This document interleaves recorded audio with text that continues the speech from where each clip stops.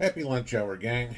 Okay, here's a real interesting one that came out today that you might want to think about. We've talked many times about two sets of laws, two sets of rules in the United States, right? Let's go back to January 6th for a minute, okay? With the January 6th protests, which is what they were not riots, they were not an insurrection, they were protests, okay? 840 people, roughly, were arrested. As of right now, as of today, about 450 of them are serving jail time or prison time for protesting the 2020 election. Now, remember what was going on that morning. You had a bunch of people go to Congress and wanted them to stop the certification of the 2020 election. That they wanted an investigation. They wanted Congress to look at, hey, there was rampant cheating in the election. They went into the halls of Congress. They sat in chairs. They took selfies, right? Okay. They got jailed for that. There are countless stories now of, we're talking 3 years later, the FBI showing up on people's doorsteps, knocking on the door and saying, "Hi, are you Joe Smith?" "Yes." "Come with us, you're under arrest." "What for?" "You were in Washington, D.C. on the morning of January 6th. "Yeah, I was 2 miles away having a cup of coffee." "You're still under arrest." That's what's going on. People were exercising their First Amendment right, okay? Freedom of speech. Now, the Democrats the whole time screamed bloody murder. That, how many times we heard, it's an insurrection, Trump's impeached, he's being charged, etc., etc., etc., with all of this. Interesting piece of information came out this morning. Rasmussen and the National Pulse did a survey and asked people, do you support or oppose Democrats refusing to certify the election results if Trump wins? Look at this. 54% of Democrats want Congress to not certify the election if Trump wins. Really? Based on what? You had 840 people arrested for asking the exact same thing with proof that the election wasn't fair and square.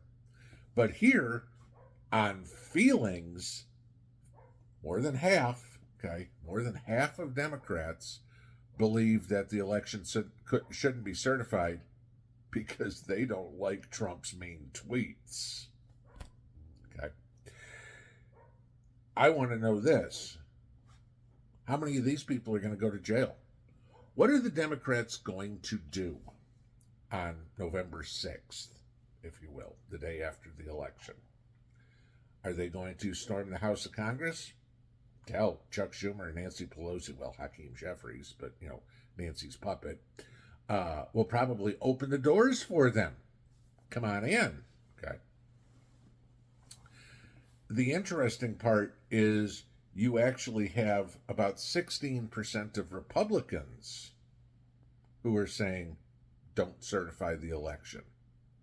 Now, that part gets a little scary. Those are your never Trumpers. Okay, those are the Bill Kristols and the Chris Christies of the world who, don't want Trump. They'd rather have Nikki Haley or some other clown, that ran. The people want Trump. The other interesting part about that, if you remember looking back at their slightly more than 57%, 59% of blacks don't want the election to be certified if Trump wins.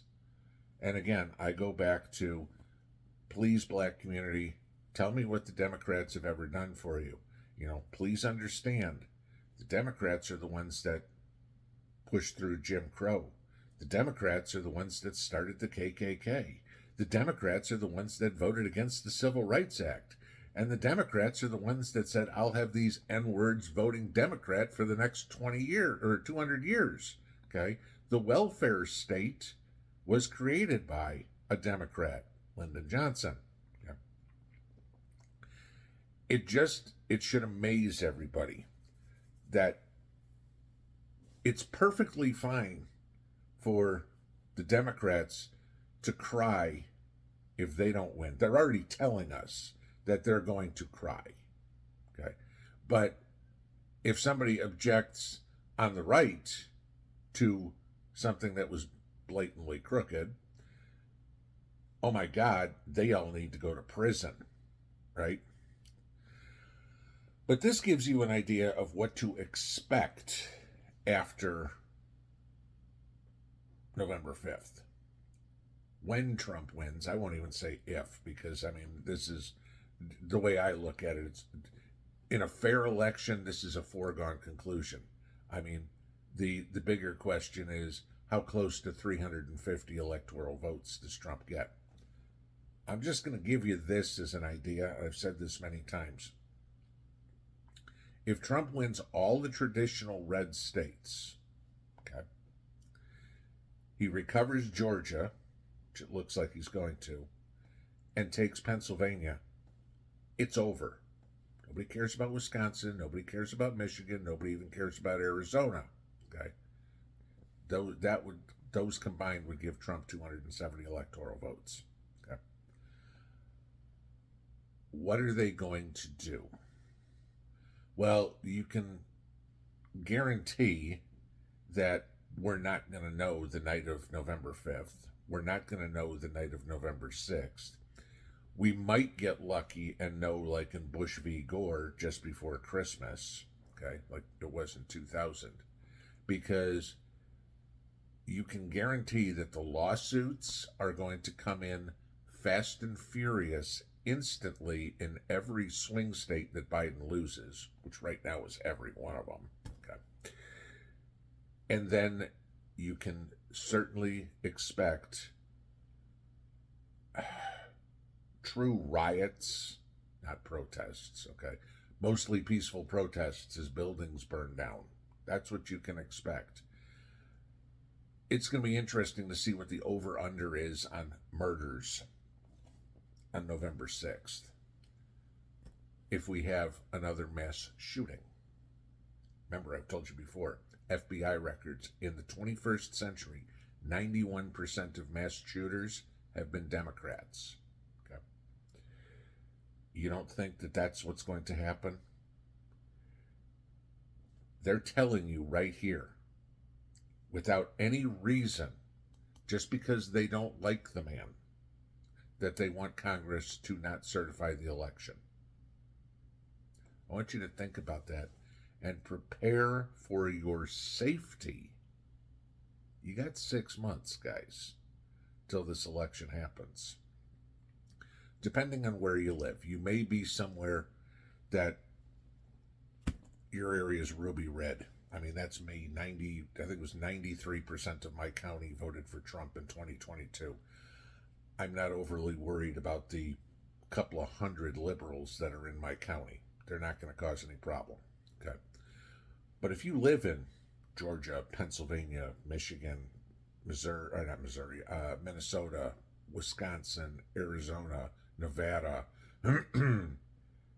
you might want to just be a little more prepared to defend yourself, because when they lose, they're gonna take to the streets.